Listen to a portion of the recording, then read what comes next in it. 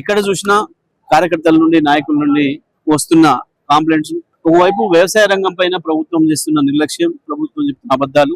నిన్నగాక మొన్న ప్రభుత్వం కోట్ల రూపాయలు ఖర్చు పెట్టి పత్రికలలో, టీవీలలో యాడ్స్ ఇచ్చింది. మొత్తం వడ్ల కొనుగోలు ప్రక్రియ పూర్తయిపోయింది. 1,50,00,000 మెట్రిక్ టన్నుల వడ్లు కొన్నాం, రైతులకు రూపాయి లేకుండా, బాకీ లేకుండా 35,000 కోట్ల పైన ఇచ్చేసినామని చెప్పి ఒక అబద్ధాలతో కూడిన అడ్వర్టైజ్మెంట్ ను ఉత్తమ్ కుమార్ రెడ్డి గారి నాయకత్వంలో వేసినట్టుగా వేసింది. చూసిండ్రు, ప్రజలందరూ నవ్వుకుంటున్నారు. ఎందుకంటే ఇవాళ ఆలేరు నియోజకవర్గంలో చూస్తే అనేక గ్రామాలలో ఇంకా కొనుగోలు కేంద్రాలలో ఉన్నట్లే ఉన్నాయి.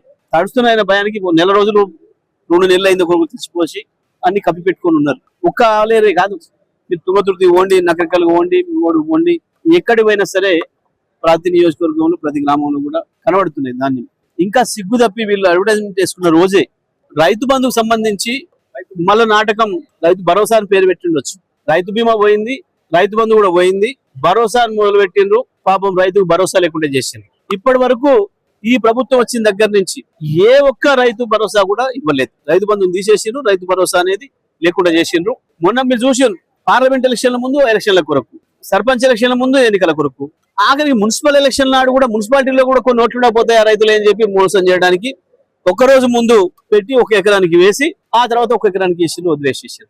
ఇప్పుడు మళ్ళీ స్థానిక సంస్థలు పెట్టాల్సిన పరిస్థితి వస్తుంది కాబట్టి అని చెప్పి మళ్ళీ రైతు బంధు గురించి మాట్లాడుతున్నారు. ఇవన్నీ కూడా ఈ ప్రభుత్వం ఆపదల మొక్కుల ప్రభుత్వం తప్ప ఇంకొకటి కాదు. ఇప్పటికే మనకు అర్థమైంది. ఈ హైబ్రిడ్ ముఖ్యమంత్రి దేవుళ్ళ మీద కూడా ప్రమాణం చేసి వాళ్ళని కూడా మోసం చేసిపోయింది. స్వయంగా లక్ష్మణస్వామి సాక్షిగా చెప్పిపోయింది అయాల రైతు భరోసా వేస్తున్నా అని చెప్పి.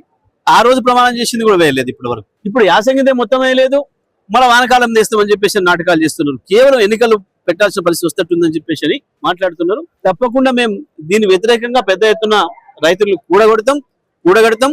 రాబోయే రోజుల్లో ఈ ప్రభుత్వానికి వ్యతిరేకంగా పెద్ద ఎత్తున ఉద్యమిస్తాం.